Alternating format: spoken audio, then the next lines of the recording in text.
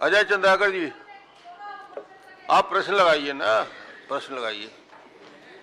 माननीय अध्यक्ष महोदय, ये थोड़ा सा प्रश्न शुरू करने को पहले एक स्पष्टीकरण माननीय मंत्री जी से। माननीय मंत्री जी, आपने जो परिशिष्ट मुझे दिया है और प्रगतिरत कामों की सूची दी है, उसमें 212, 213, 214, 215 चार काम ऐसे हैं जिसमें आपने लिखा है कि यह 100% पूरा हो गया है, और उसको प्रगतिरत लिखे तो 110-20% जाएगा। वो काम क्या होगा? वो ये मेरे को समझ में नहीं आ रहा है। ये समझ में आए तो इसमें कुछ पूछो। 100% पूरा लिखा है और प्रगतिरत भी लिखा है। परिशिष्ट में नंबर बता दिया आपको, 212, 213, 214, 215 प्रतिशत में काम 100% पूरा है और स्थिति में प्रगतिरत लिखा है। माननीय अध्यक्ष महोदय, ये प्रश्न नहीं भाई, पहले इसको स्पष्ट कर दीजिए क्या है, फिर प्रश्न करूंगा उसके आधार पर। बैठ जाइए ना, आप सुन लीजिए।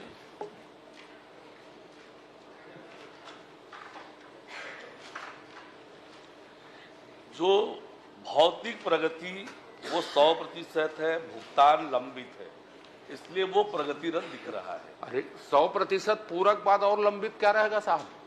मैंने नई चीज भुगतान नहीं हुआ है, हिसाब किताब नहीं हुआ है माननीय अध्यक्ष महोदय। नहीं, भौतिक प्रगति नहीं, आपने भौतिक प्रगति लिखा है, हिसाब किताब नहीं लिखा।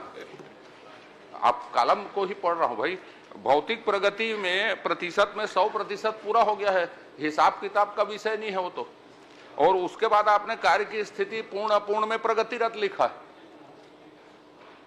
देखिए, जो मूल काम है वो पूरा हो गया है, अतिरिक्त काम की आवश्यकता है, इसलिए ये प्रगतिरत दिखा रहा है। तो और इसीलिए राशि भी बची इसी हुई में है। पहले पूछ लेता हूं कौन कौन सा अतिरिक्त काम कर रहे हैं। 212, 213, 214, 15 में इसी को बता दीजिए, फिर आगे बढ़ूंगा।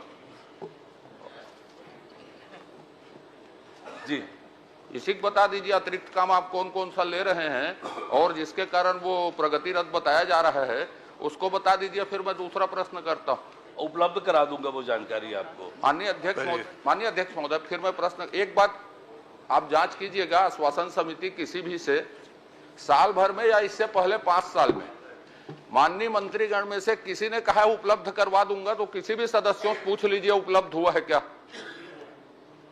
उपलब्ध हुआ है क्या? किसी भी माननीय सदस्य से पूछ लीजिए। तो ये उपलब्ध में भी आश्वासन बनता है तो उसकी अवधि होनी चाहिए। प्रश्न में आ जाइए, समझ गया मैं प्रश्न कर लेता हूं। माननीय अध्यक्ष महोदय, मैं प्रश्न का मैं पूछा है, वो प्रिंटेड है, मैं उसमें यह जानना चाहता हूं कि कितने कार्य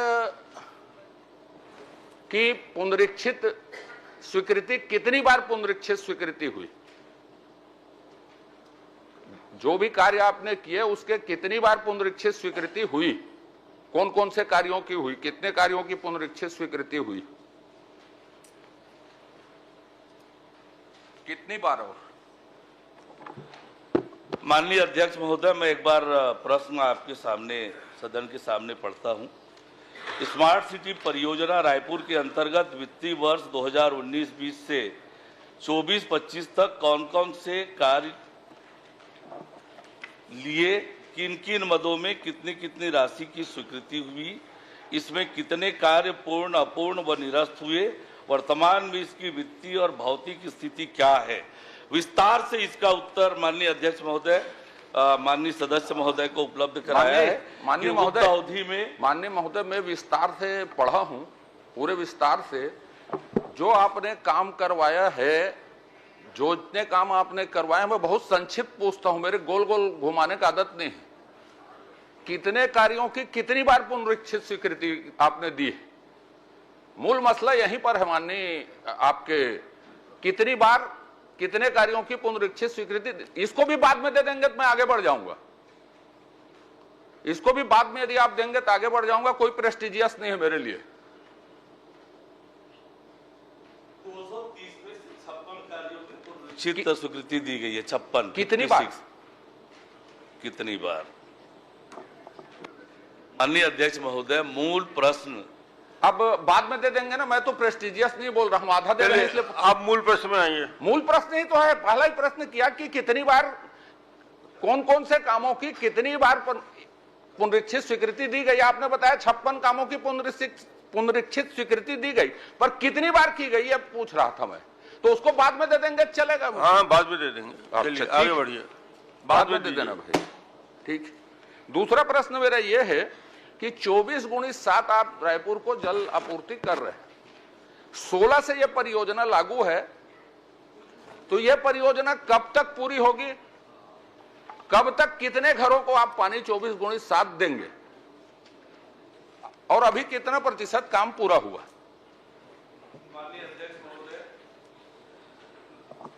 24/7 जल आपूर्ति योजना 2016 में शामिल है स्मार्ट सिटी प्लान के अंतर्गत, और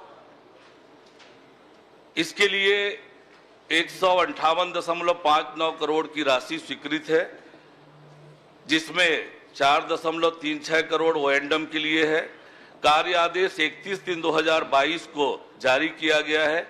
आज की तिथि में 109.61 करोड़ रुपए व्यय हुआ है, 90% कार्य पूर्ण हुआ है, और कार्य प्रारंभ होने के बाद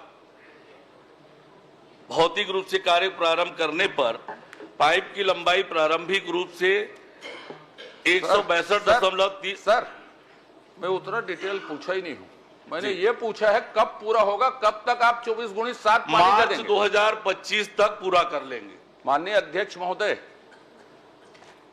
चलिए मैं एक प्रश्न कर लेता हूं, फिर पूछूंगा। ठीक है, मार्च तक आप देंगे, ठीक है। दूसरा प्रश्न कर रहा हूं माननीय मंत्री जी,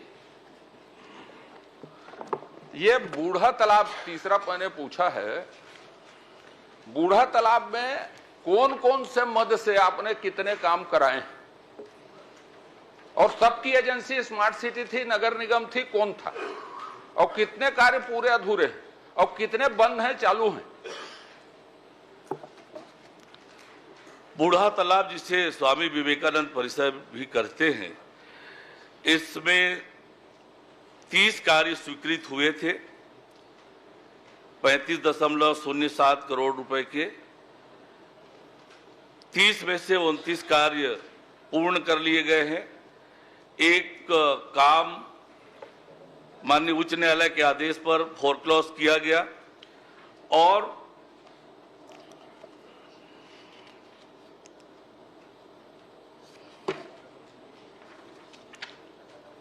ये इतना जानकारी उत्तर में है साहब जी। मैंने पूरक पूछा है, उसका उत्तर नहीं दिया आपने।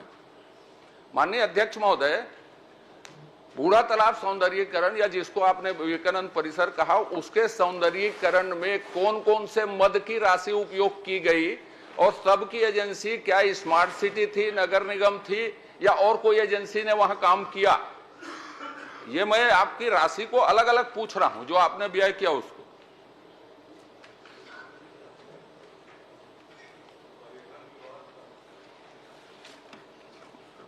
बूढ़ा तालाब की पूरी काम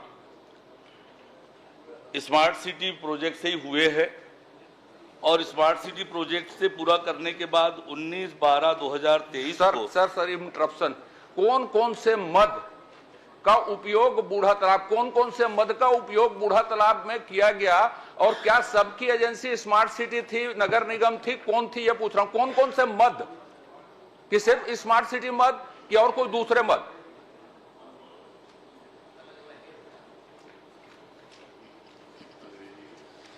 देखिए, स्पष्ट रूप से मैंने कहा है कि माननीय अध्यक्ष महोदय, स्मार्ट सिटी लिमिटेड के अंतर्गत जो काम हुए हैं,